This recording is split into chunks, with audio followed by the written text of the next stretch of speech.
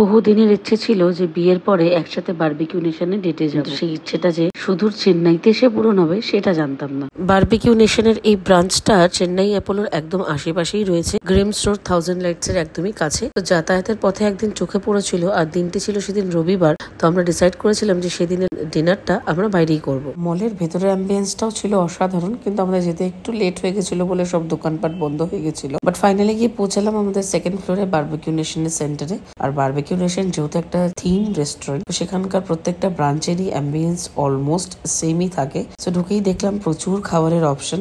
আর চেন্নাইতে গিয়ে লাকিলি একটা জিনিস যেটা ভালো হয়ে গেছিল, ভদ্রেশ্বরের কাছাকাছি একটি এমপ্লয়কে পেয়ে গেছিলাম যে হিন্দি বলতে জানে। তো সে আমাদেরকে খুব সুন্দর করে অ্যাসিস্ট করেছিল। মেইন কোর্সে ভেজ নন ভেজে তো অজস্র মেনু ছিলই, তার সঙ্গে প্রচুর ডেজার্টও ছিল।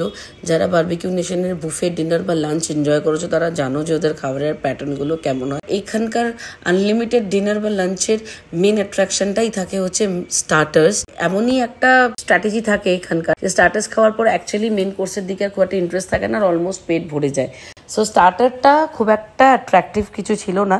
নন ভেজে তবুও কিছু অপশন ছিল, বাট ভেজে খুব প্যাথেটিক অবস্থা ছিল। বাট তারা তবুও চেষ্টা করেছিল যে আমাদের জন্য ভেজ কিছু ইন্টারেস্টিং আইটেমস রেডি করে দেওয়ার, বাট ফাইনালি গিয়ে তারা খুব একটা কিছু ভালো বানিয়ে দিতে পারেনি। সো বলতে পারি যে চেন্নাইতে বারবিকিউ নেশনের এক্সপিরিয়েন্সটা অ্যাভারেজ ছিল। মেইনলি আমরা একটু কোয়ালিটি টাইম স্পেন্ড করেছিলাম একসাথে বসে, এটাই একটা বেস্ট পাওনা ছিল।